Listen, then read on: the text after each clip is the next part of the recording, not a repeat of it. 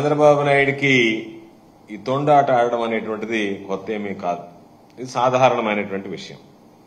చంద్రబాబు నాయుడు ఎన్నికలకు ముందు రకరకాలైనటువంటి హామీలు ఇస్తాడు, రంగురంగుల మేనిఫెస్టోలు సృష్టిస్తాడు. వాటిని తీసుకెళ్లి జనంలో ఏ విధంగా ఓట్లు దండుకోవాలనేటువంటి దాని మీద దృష్టి పెట్టి ఓట్లు దండుకుంటాడు. అధికారంలోకి వచ్చిన తర్వాత ప్రజలకి ఏదో ఒక విధంగా మాయమాటలు చెప్పి మభ్యపెట్టి మొండి చేయి చూపించడం అనేటువంటిది చంద్రబాబు నాయుడికి వెనతో పెట్టినటువంటి విద్య. అందుకనే ఈరోజు మరలా తనంత గొప్పవాడు, తనంత మేధావి, ఈ దేశంలో సొంత మీడియాలో దానికి సంబంధించినటువంటిది విస్తృతంగా ప్రచారం చేసుకుంటే సరిపోతుంది అని చెప్పింది. నిన్న కూడా అనేక రకాలైనటువంటి గణాంకాలు తీశాడు, లెక్కలు వివరించాడు. వాటన్నిటిని వక్రీకరించడం, తారుమారు చేయడం, ఉన్నది లేనట్టుగా లేనిది లేనట్టుగా కొన్ని నంబర్లను కత్తిరించడం, రకరకాలైనటువంటి విన్యాసాలు చేసి దానిలో కూడా ఒక పక్క వైఎస్ఆర్ కాంగ్రెస్ పార్టీ హయాంలో దారి తప్పినటువంటి ఆర్థిక వ్యవస్థని నేను గాడిలో పెడుతున్నాను అని చెప్పి పదే పదే చెప్పడం జరిగింది. దాదాపుగా నాకు అనిపించింది నిన్న ఆయన మీడియా సమావేశం చూసిన తర్వాత చంద్రబాబు నాయుడు 5 సంవత్సరాలకు సరిపడా అబద్దాలు నిన్న ఒక్కరోజే చెప్పేశాడు. వాస్తవాలను వక్రీకరించడం, దాచిపెట్టడం, ఊహాజనితంగా ఏదో లెక్కలు లేనటువంటి రీతిలో ప్రజలను తప్పుదోవ పట్టించడానికి రకరకాలైనటువంటి వల్లి వేయడం జరిగింది. వాటికి సంబంధించి ప్రధానంగా ఏంటి అంటే చంద్రబాబు నాయుడు గారు నిన్న 2024-2025 ఆర్థిక సంవత్సరానికి సంబంధించి జీఎస్డీపీ వృద్ధికి సంబంధించి అడ్వాన్స్ ఎస్టిమేట్స్ గణాంకాలని చంద్రబాబు నాయుడు గారే స్వయంగా వివరించాడు.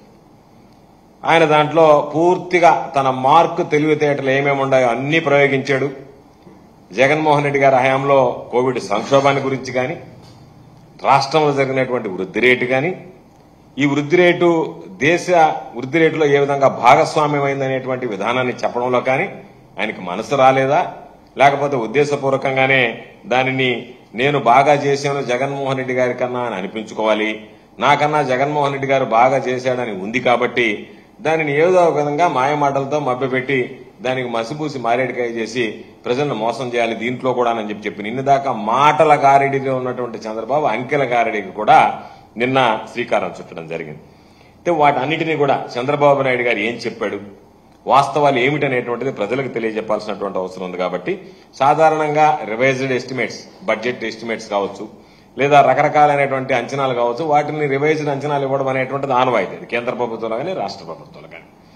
అయితే చంద్రబాబు గారు ఎకనామిక్ సర్వేలో, ప్రభుత్వమే చేసినటువంటి ఎకనామిక్ సర్వేలో ఒక అంకె చూపించి, ఎకనామిక్ సర్వేలో నిన్న చంద్రబాబు నాయుడు గారు దానికి భిన్నంగా అంకెలు చూపించడంలోనే అసలు రహస్యం దాగుంది. అంటే చంద్రబాబు నాయుడు గతాన్ని ఏదైతే తాను ప్రకటించినటువంటి వాటిని తిరగదోడి, వాటిని రకరకాలుగా చూపించి, గతంలో బాగలేదని చెప్పి వాటిని తగ్గించి, తను బ్రహ్మాండంగా చేశాడనేటువంటి దానికి పెంచుకునేదానికి, పెంచాలి అంటే తాను చేసినటువంటిది 7 నెలల కాలంలో పెరిగేటువంటి పరిస్థితి లేదు కాబట్టి గతంలో బాగలేదనేటువంటి నెపం నెట్టేటువంటి ప్రయత్నం చేశాడు. అందులో ఒక్కసారి చూస్తే ఈరోజు చంద్రబాబు నాయుడు గారు చెప్పినట్టుగా ఈ ఆర్థిక సంవత్సరంలో జీఎస్డీపీ బ్రహ్మాండమైనటువంటి వృద్ధి సాధించింది అని చెప్పాడు.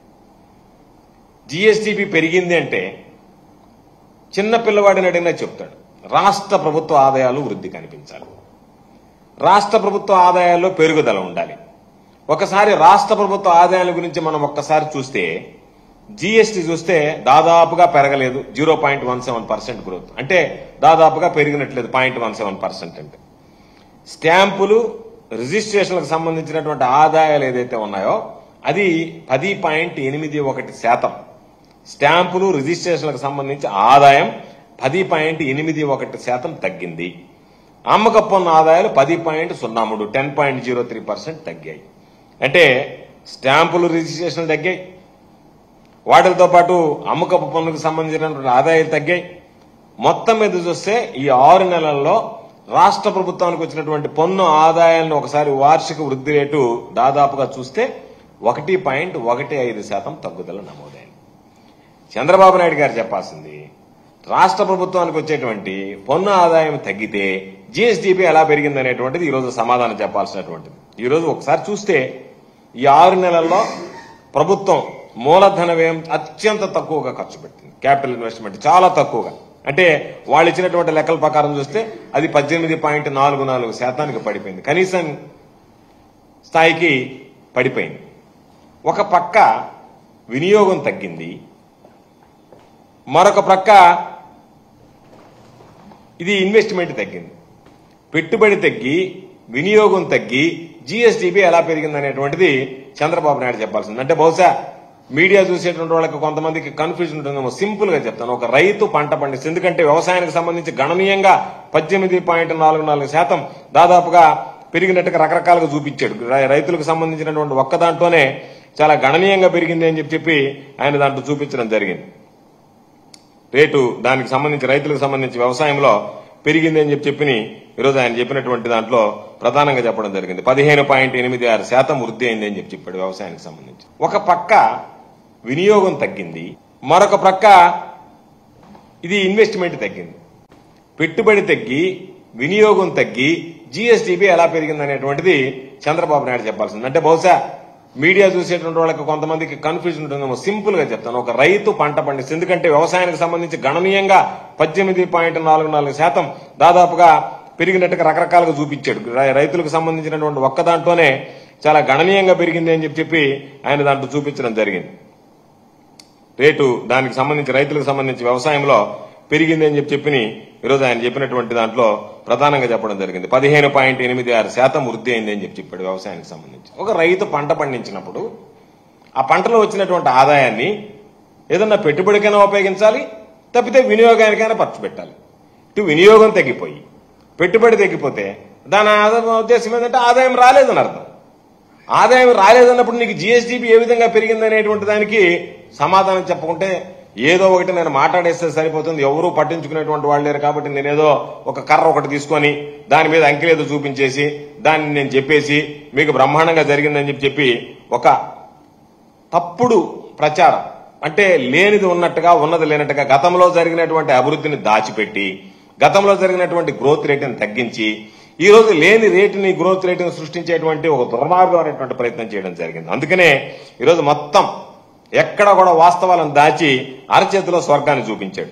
కాబట్టి ఇదంతా ఎట్లా ఉంది అంటే పిల్లవాడికి సంబంధించినటువంటి ప్రశ్న పత్రం తీస్తే ప్రతి ఆన్సర్ తప్పు కొడుతున్నాడు, ఇది తప్పు తప్పు తప్పు అని. కానీ పిల్లవాడు డిస్టింక్షన్ లో పాస్ అయ్యాడు అంటున్నాడు. అదేవిధంగా చంద్రబాబు నాయుడు గారు ఆదాయ వనరులనే తగ్గాయి, ఆదాయ వనరులని తగ్గిన తర్వాత జీఎస్డీపీ మాత్రం వృద్ధి సాధించింది అని చెప్పి. కాబట్టి అది ప్రధానంగా ఈరోజు ప్రజలందరూ కూడా గ్రహించాల్సినటువంటి అంశం.